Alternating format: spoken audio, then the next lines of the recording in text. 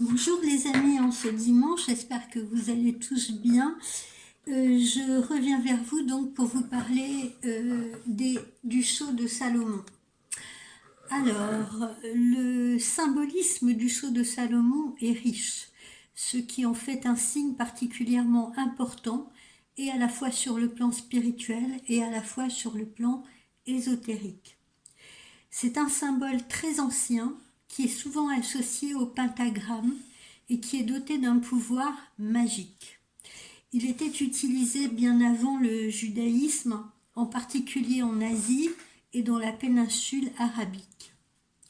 Lorsque le roi Salomon succède à son père, le roi David, son règne est moins guerrier et il évoque la paix et la sagesse. Salomon fait de cet hexagramme son sceau, sa marque de reconnaissance. Salomon aurait gravé son sceau sur un anneau magique par ailleurs pour repousser les démons et attirer les génies. Il évoque ainsi la perfection, l'achèvement, le sacré. Il représente également la rencontre de deux énergies cosmiques.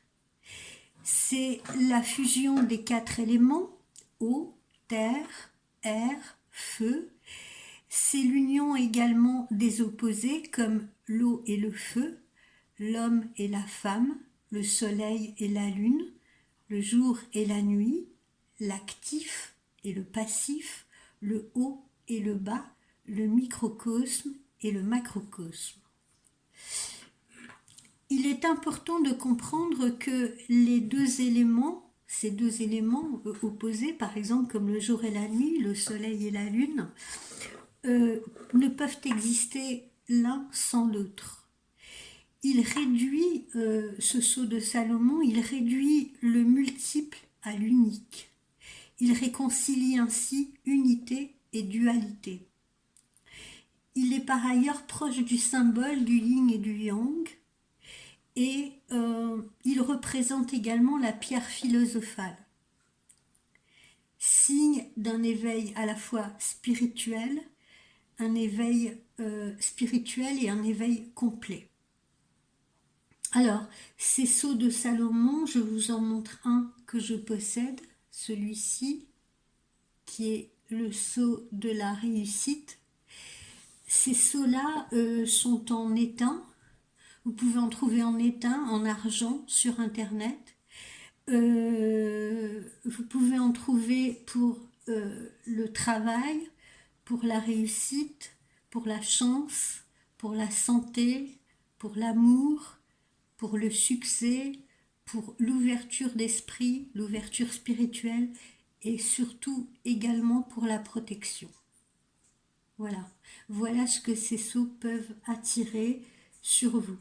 Alors bon, le mien là, j'ai cassé l'anneau si vous voulez, mais normalement il se présente avec un anneau. Vous pouvez le porter autour de votre cou, ou bien vous pouvez, comme moi maintenant qu'il est cassé, je le mets généralement au milieu des pierres semi-précieuses avec lesquelles je travaille tous les jours en voyance. Voilà. Alors, vous pouvez le trouver évidemment sur différents sites. Moi, le site qui me paraît toujours le plus sérieux, c'est le site au judaïsme.com, le site que je vous avais évoqué d'ailleurs lorsque nous avions parlé en vidéo du bracelet fil rouge. Voilà. Voilà tout ce que j'ai à vous dire sur ces sceaux de Salomon. Je vous invite à essayez de vous en procurer un, celui qui vous parlera, et vous serez rapidement conscient de leur efficacité, de leur protection et de ce qu'ils peuvent vous attirer de bénéfique également dans votre vie amoureuse, professionnelle, sur votre santé également, etc. Tout dépend de ce que vous attendez de ce sceau. Voilà. Mais en tout cas, sachez que il apporte encore une fois protection, bonheur, et surtout il est représentatif encore une fois de sagesse. Voilà. la sagesse qu'on retrouvait chez ce fameux roi Salomon, qui est un roi euh, qui est donc le fils du roi David, qui était un roi qui était particulièrement apprécié justement pour sa sagesse, encore une fois. Voilà. Mais écoutez, j'espère que vous serez curieux d'aller commander ou peut-être de vous renseigner davantage sur ce sceau, puisque moi je vous en ai fait une petite analyse, une petite synthèse. Et puis n'hésitez pas à revenir vers moi si vous voulez me poser des questions sur la chaîne YouTube par rapport à ce sceau de Salomon. Voilà, je vous souhaite un très bon dimanche après-midi. Au revoir les amis.